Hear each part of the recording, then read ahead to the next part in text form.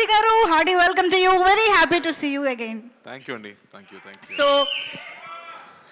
evarra miranta?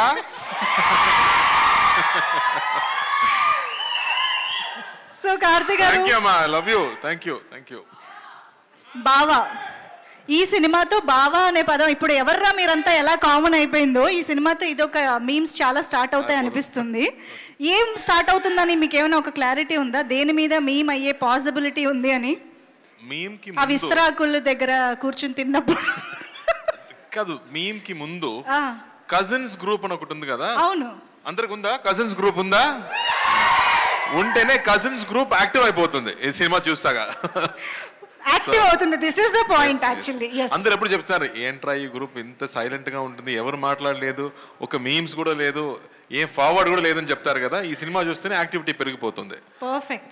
అయితే ఈ cinema చేస్తున్నప్పుడు లేదా ఫస్ట్ నరేషన్ తీసుకున్నప్పుడు మీకు గుర్తొచ్చిన ఆ కజన్ ఎవరు, ఆ బావ మరిది ఎవరు మాకు తెలియాలి. దాని ముందు ఐ థింక్ మా అమ్మ ఊరు, అదే నాకు గుర్తొచ్చింది. నా సమ్మర్ హాలిడేస్ మొత్తం పల్లెటూరులో జరిగింది. సో సమ్మర్ హాలిడేస్ స్టార్ట్ అయ్యాక ఫస్ట్ నైట్ ట్రైన్ తీసుకుంటూ అక్కడ వెళ్దాం అండ్ తిరిగి రావడం అంటే వి స్టార్ట్ క్రయింగ్. చెన్నైకి రావడం నాకు ఎప్పుడు ఇష్టం లేదు, నాకు ఎప్పుడు విలేజ్ చాలా ఇష్టం. సో మై చైల్డ్హుడ్ గుర్తుకొచ్చింది అని చెప్పొచ్చు. వావ్, చైల్డ్హుడ్ అంటే అందులో కజిన్స్, అత్తయ్య, మామయ్య అందరూ ఉంటారు కాబట్టి మాకు కూడా అలాగే గుర్తొస్తుంది సినిమా చూసాక అని అనుకుంటున్నాము. మనం ఆల్రెడీ మీమ్స్ టాపిక్ వచ్చింది కాబట్టి సో ఒక్కసారి మీకోసం మీమ్స్ కొన్ని ప్రెజెంట్ చేయడం జరుగుతుంది, చూద్దామా? Can we have the meme please?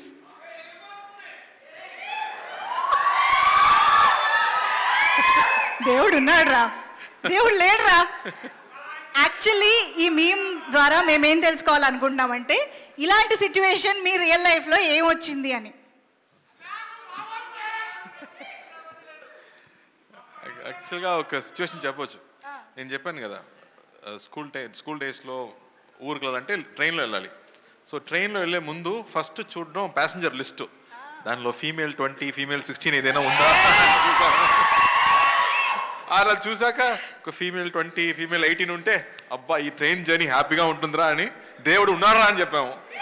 లోపలికి వెళ్ళాక నా సీట్ పక్కన అమ్మాయి ఏదైనా ఉంటే చూస్తే లేదు, అదే బామ్మ కూర్చుంటుంది. సీట్ చేంజ్ చేసి ఏమన్నా దేవుడు లేరా అని చెప్పాము. అప్పుడు వామ్మో, వెరీ మచ్ రిలేటబుల్ కదా మీ అందరికి. నెక్స్ట్ మేము చూద్దాం.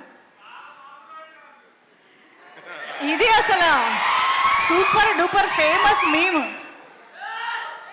సో ఒక్కసారి ఆ డైలాగ్ ఒకసారి చెప్పరా మళ్ళీ? ఇప్పుడే చెప్పాను మరి. రే ఎవర్రా మీరంతా. సో ఇప్పుడు అలా అని ఎప్పుడు అనిపించింది? ఫ్యాన్సే చెప్పాలి కదా ఇది ఎలా మ్యాచ్ అయిందని. బట్ యాక్చువల్గా ఇప్పుడు నేను కాలేజీకి వెళ్ళాను, నా కజిన్ చదువుతున్నాడు, కాలేజీకి వెళ్ళాను. అప్పుడు ఒక గ్యాంగ్ మొత్తం చూశాను, 10 మంది కూర్చున్నారు. అందరూ సెల్ ఫోన్తో పాటు ఏదో టెక్స్టింగ్ చేస్తున్నారు. వీళ్ళందరితో మాట్లాడలేదు. అక్కడ అందమైన అమ్మాయిలు వెళ్తున్నారు, అక్కడ చూడలేదు, ఇన్స్టాగ్రామ్ చూస్తున్నారు. ఎవర్రా మీరంతా అని అనిపించింది అక్కడ చూసాక. ఓకే, అమ్మా కార్తీ గారు ఎంత అప్డేటెడ్గా కాలేజ్ విషయాల్ని కూడా మర్చిపోలేదంటే మామూలుగా లేదు. నాకు సాడ్గా అనిపించింది. అందరూ ఫోన్లోనే మాట్లాడుతున్నారు, ఫోన్లోనే లవ్ చేస్తున్నారు, అన్ని ఫోన్లోనే జరుగుతుంది. Perfect sir. Yes, next meme please.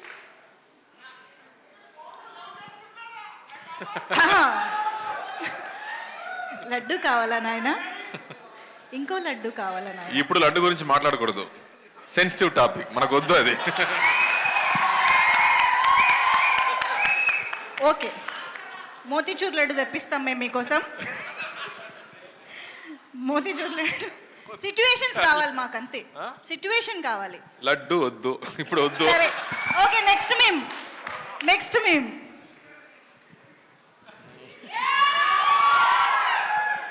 ఇది ఎందుకో మీ యాసలో మీ స్టైల్లో చెప్తేనే ఆ డైలాగ్లో ఉంటుందండి. కొన్ని సిచ్యువేషన్స్లో మన చేతిలో ఏం లేదంటే ఏం చేయాలో చెప్పనా, చిల్లవ్వాలి. సో రిలీజ్ డే ముందు, రిలీజ్ డే ముందు ఇదే మనకి మీమ్. ఇప్పుడు ఫోన్లో వాల్పేపర్గా పెట్టుకుని చూసుకుని ఉండాలి అంతే. మా పని అన్నీ అయిపోయింది, ఆ తర్వాత ఫ్యాన్స్ చేతిలోనే ఉంటుంది కదా, సో అప్పుడు చిల్ అవ్వాలి. ఓకే.